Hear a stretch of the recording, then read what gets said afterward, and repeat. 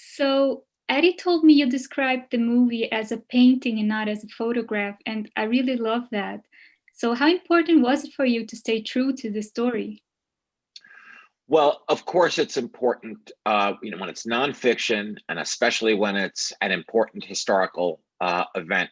Of course, it's important to stick to the truth, uh, but you have to tell this true story in a way that forms a narrative arc. People need to speak in dialogue. Um, it needs to be photographed. It needs to meet the requirements of drama.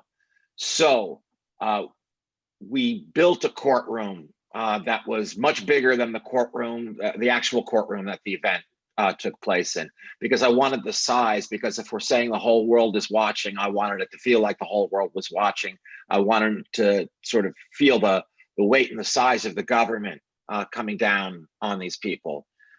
When it came to uh, say Bobby Seale's moments, whether it's his objections because his lawyer isn't there, or the terrible moment when he's bound and gagged.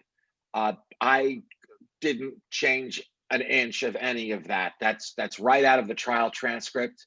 But the trial itself lasted 5.5 months, and you need to pick and choose what story you're going to tell, and you need to turn what can be some dry stuff into something that can engage us.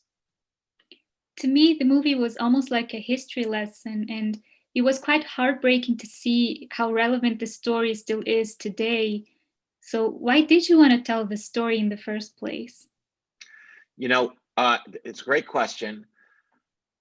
When I first was approached about writing the movie, it was by Steven Spielberg 14 years ago. He said, I really want to make a movie about the terrible riots that happened in Chicago and that crazy conspiracy trial that followed. And I said, me too, count me in. I want to write that movie. And as soon as I left his house, I had to call my father to ask him what Steven Spielberg had been talking about. What were these riots in Chicago? And what was this crazy conspiracy trial that followed? I was just saying yes to Steven, and I heard the word trial, and I wanted to do that. So that was the initial reason that I wanted to do it. And then in doing the research and reading all about it and reading the trial transcript and spending time with Tom Hayden, I saw that, boy, this was really a story about today, about the demonization of protest and America, love it or leave it, go back where you came from.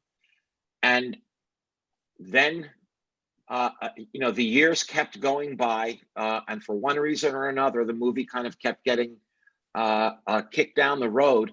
But as it did, the world started, and particularly the US, started to mirror what was going on in the movie. It's like we were going back in time closer and closer to 1968.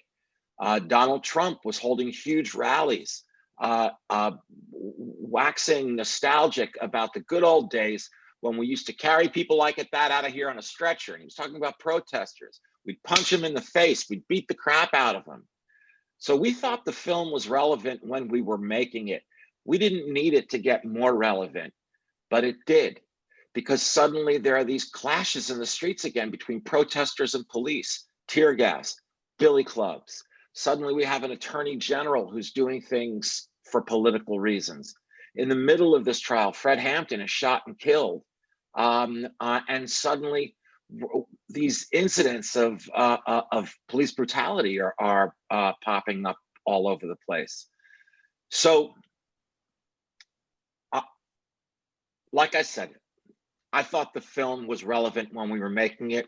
We didn't wish it to become more relevant, and we'd have preferred it didn't, but it sure has. Aaron, thank you so much.